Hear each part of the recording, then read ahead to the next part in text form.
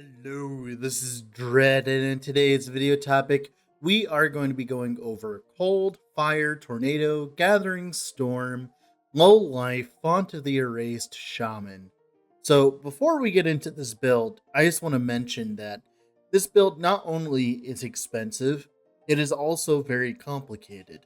Now, from this point onwards in the cycle, I think all of my builds are going to be insanely expensive as Merchant's Guild allows me to really spread my wings and do really whatever I want.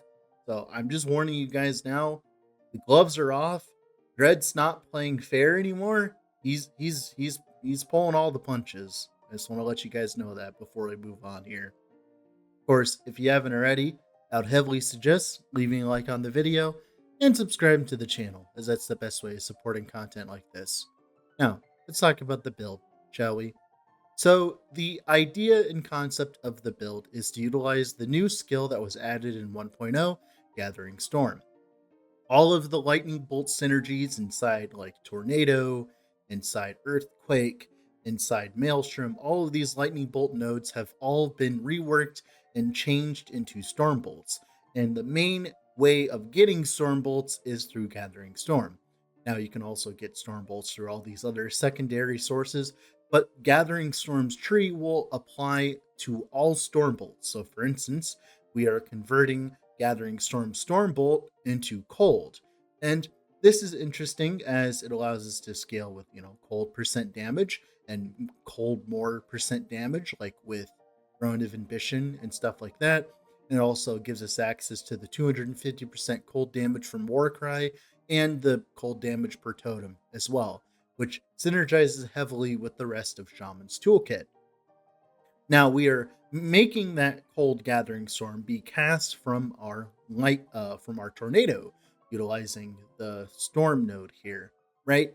So it shoots like I think almost 3 times per second per tornado, and turns out that ends up being a lot of hits, right? It ends up being a very large amount of hits. Now, tornado itself is a very high mana cost skill. I think at base it costs like 25 mana, but thankfully, through the magic of just looking into other things and, refining the build a little bit, we can get Tornado's mana cost all the way down to 12 mana with perfect stuff. You can even get it down further if you go with the Firestarter's Torch, but I actually realized that a Cindersong is better for the build overall because it can give you a -6 still instead of a -8, but give you +1 to fire spells, and it also can get mana regen on the prefix as well on the item, meaning that you can get even more mana regen. By the way, while we're here on the topic of mana regen, this build has well over 37 mana regen per second. That is due to a lot of things, mainly due to just the fact that we are a shaman and we exist as a shaman. So shaman has a lot of synergy with mana regen now that, you know, they reworked the tree. One of the nodes that gives it a lot of mana regen is the mana regen while you have an active totem. As you can tell, we have a thorn totem on hit idle and we have a bunch of totems, which is great, right? We also have the node at the top of the tree, which gives us mana regen per attunement, which is our main way of scaling flat damage as well, by the way, because Gathering Storm / Storm Bolts scale with per attunement to give you flat damage, meaning that we stack a very large amount of attunement, or at least try to get flat damage for our Storm Bolts, and then it also gives us mana regen, right? Now, this is great, but there's one last avenue of mana regen that we go for, other than stacking mana regen on gear, obviously, right?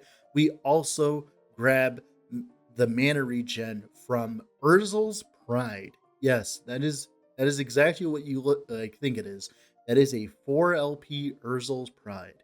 I picked it up for, I believe, 7 million gold, and it was definitely worth it, the investment, as not only did it boost my armor significantly for just existing, right, because all that strength, it also gave me, I think, +5 flat mana regen, and this has made it so that I can sit on a boss and hold down Tornado for the most part. And a lot of these boss fights, you'll see me just hold down Tornado and have a great time. Even if, like, I run out of mana, all I have to do is wait like maybe 5 seconds, and then I can hold down Tornado for like maybe the next 30. And that leads to making Tornado actually feel like a really good skill. Now, you don't necessarily need all of this mana regen to make Tornado a playable skill. There are plenty of other ways of doing it. You can go Frostbite, stuff like that. But for the purposes of the build that I'm playing today, that's what we're working with, right? So all of this combined means that we are playing a very fun build, right? Doing a lot of damage. We're still doing endgame content, by the way. That's the best thing about Merchant's Guild is it's just like Path of Exile, where if you have money, you can make anything work. Turns out that's pretty fun. Now, the biggest thing that I want to talk about before we go into the video and talk about the build more in detail is Fonte the Erased. Fonte the Erased is a ring that gives you a very large amount of ward gained on hit up to your missing HP pool, right? So, for instance, right now we have 470 mana missing. Once we have, it's all drained out, that is 47 ward on hit. And of course, these rings stack. So we have well over like 90 plus ward on hit at our maximum. And on average, we have like 80 ward on hit. Turns out when you're hitting as much as we are with the tornadoes and the gathering storms and all that, turns out that's pretty good. That's pretty good. You can watch in the gameplay, like I'll take like a hit from Oribus or something, and I'm like instantly back to full. And that's because of Gathering Storm and hitting so many times, right? Because every single time we cast a tornado, it double casts. Then those tornadoes, they also cast Gathering Storm 3 times per second, which are hits, right? So that's why our sustain is so good on this build. And that is what has allowed us to push into endgame like we have currently. Now, you could keep going and pushing into corruption, but I found on multiple characters now that I've pushed multiple characters into endgame, 700 is like about where like it starts falling off in terms of the reputation versus how many mobs you can kill per hour and stuff. After like 600, 700, pushing corruption kind of becomes more of an achievement sort of thing and less about currency per hour, or at least raw currency per hour. Yeah, with all that being said, this has been Dread. I'm going to go in game and talk about the build more in detail. So here we are in game with the character. So let's talk about Gathering Storm's tree. So you take 1 point travel into Jolting Strikes, 1 point into Frostbringer, which converts the Storm Bolts into cold, 3 points into of Ice and Snow for that freeze rate flat, and then 1 point into Winter Comes. I'll be honest, guys. Gathering Storm has like an overabundance of nodes, especially if you're procking it from different sources, meaning that grabbing all these extra sources doesn't really like, it's like we have a lot of points to spend. Then we take 1 point travel into Wind Fury Blows, then 4 points in Thunderous Strikes. Just so you know, this does get converted to cold penetration when you convert it to cold. We take 1 point travel into Looming Clouds because Stormbolt and Storm Stack stuff we don't interact with Storm Stacks. 1 point into Lightning Strike twice.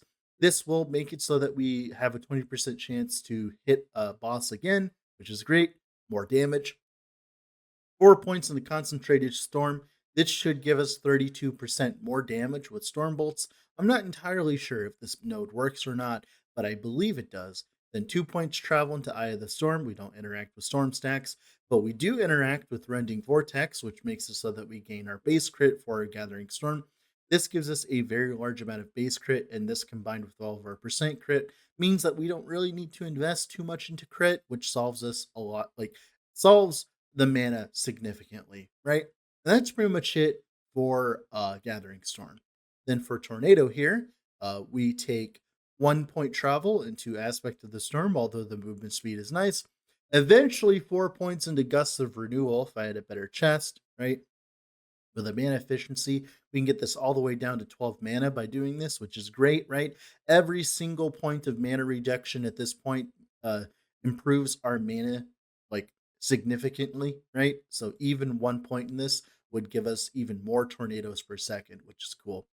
Then 1 point to Charge Storm. This is what procs our Storm Bolts. Then 4 points into Frequent Lightning, so you get about 3 Storm Bolts per second, right? 3 points travel into Lasting Storm, although duration is nice. If you had extra points, you put it in here. Then 4 points into Hurricane for the double cast, meaning that we cast 2 tornadoes instead of 1. 2 points travel into Stormbringer, 3 points travel into Strength of Air, 1 point into Druidic Control. So this actually doesn't give us too many benefits. You can play the build entirely without this node and have the tornadoes move around. But I found for lag reasons and also as well for visibility reasons on bosses that this node is mandatory. As if you're fighting an Oribus and you have 20 billion tornadoes going around, you can't necessarily see the ground. So it's a good idea to take this node. Trust me, I tried it without it and it was fun and all, but I couldn't see anything. Then 1 point into Fire Tornado. We are converting our tornado to fire, even though we're casting cold spells. That is because of Cindersong. Cindersong gives us a -6 to tornado and also gives us a +1 to tornado and a lot of other goodies, right? So, Fire Tornado for the win, right? Maelstrom, stereotypical Maelstrom setup. Mainly, we're getting the Wind Fury, the Windswept, we're getting the unleash cast, right? So you get a bunch of stacks quickly. We cast this every few seconds to get a bunch of stacks of Maelstrom quickly.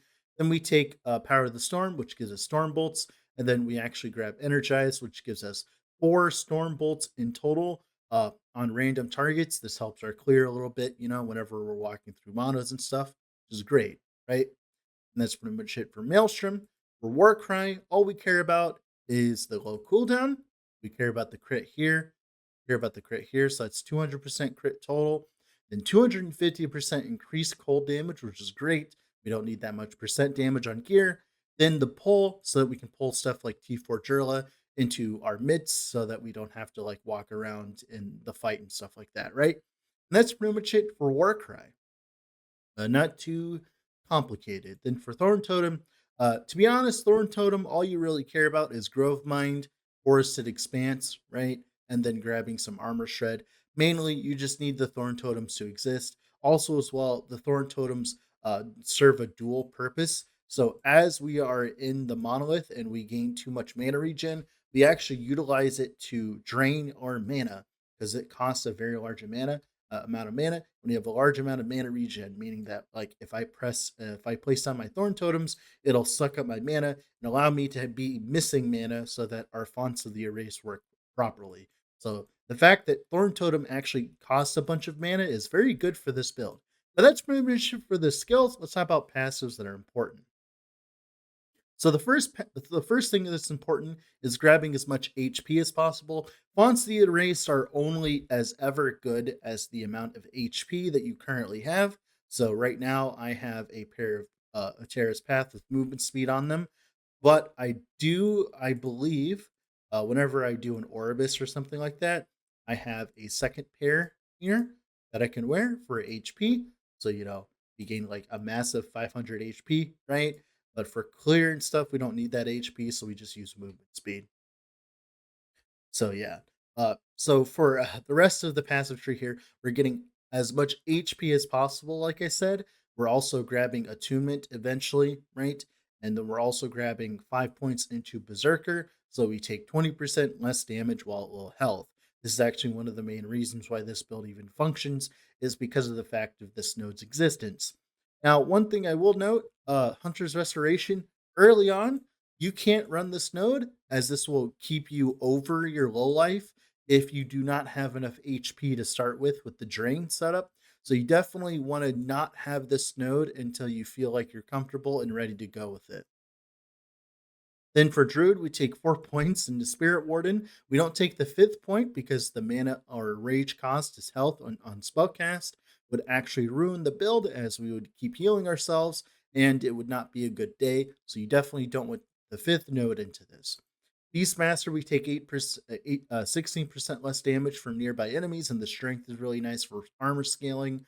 2 points into Boarheart because like it's nice to have that barrier, but also as well, this doesn't come up that often because most melee enemies never reach us anyways. And 5 points to Call the Pack for just more flat HP, right? 8 points into Shamanic Infusion for the attunement and penetration, which is really nice. 8 points into Tempest Form for like HP, the cast speed here, the mana regen, and armor flat here. This is really nice This caps our physical resistance while also capping our elemental resistances, and also gives us more lightning res for our Urzel's Pride. 8 points into elemental shrines for the attunement and the mana regen stuff, right? Very nice. 3 points travel into Lagan's answer. We don't really care about the Stormbolt on cast for this build specifically, but we do care about the chance for indirect Stormbolt cast to double cast. Now, we don't have the rest of the nodes into this because we don't actually shock that often. So this less damage taken actually isn't up that often, but it's okay. We don't need it.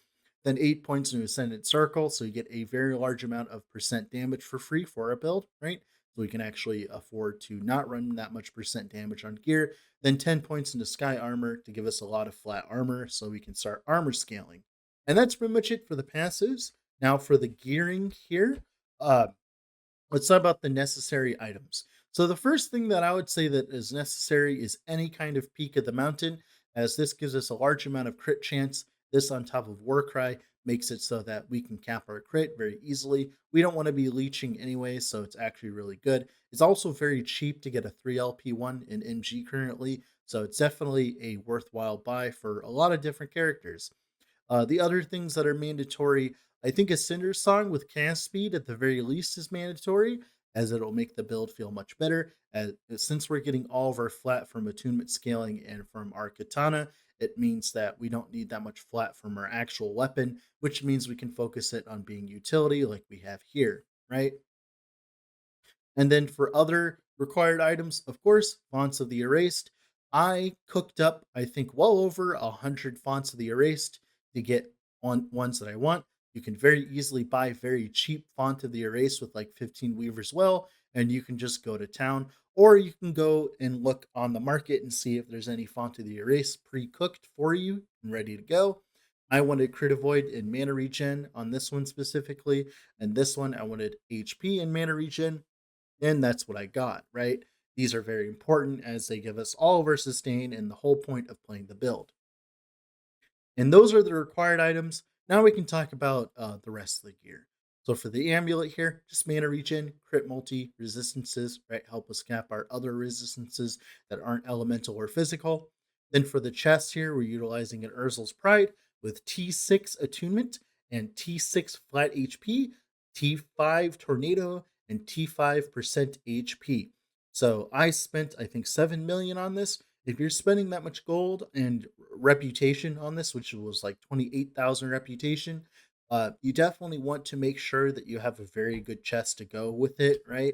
Which I did make sure I had a very good chest to go with it, right? Eventually, instead of that T6 attunement, you might actually want like T7 tornado or something like that.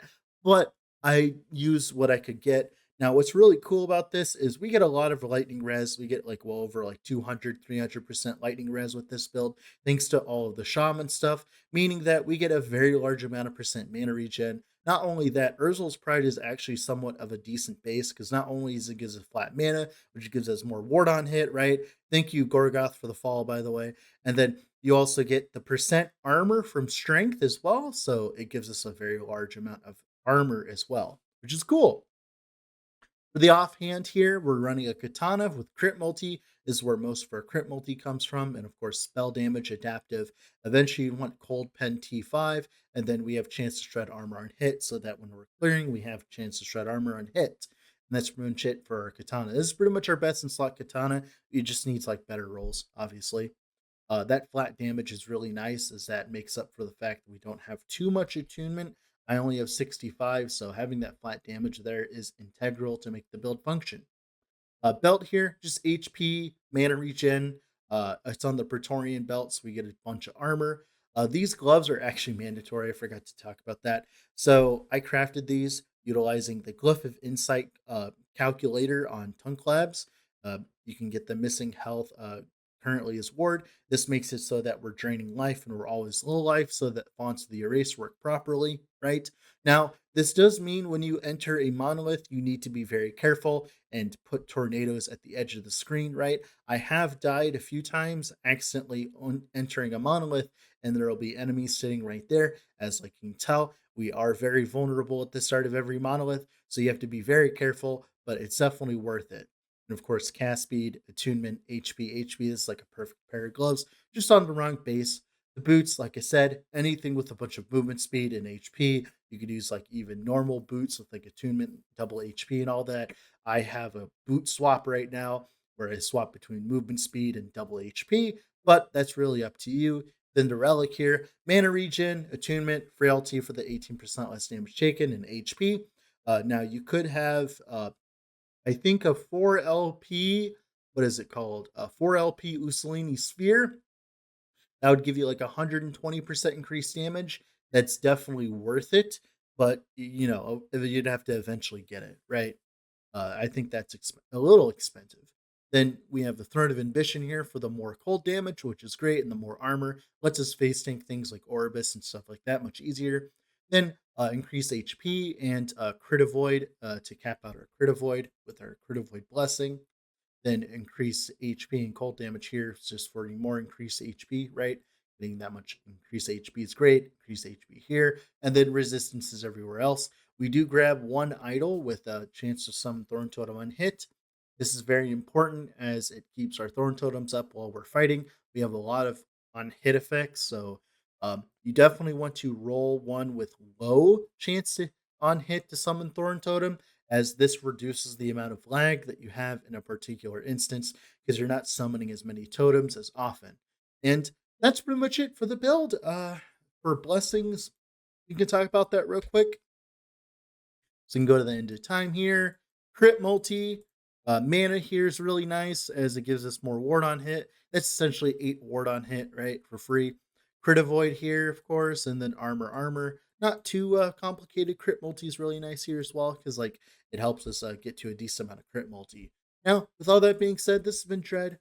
Off to go play the next build probably. Bye.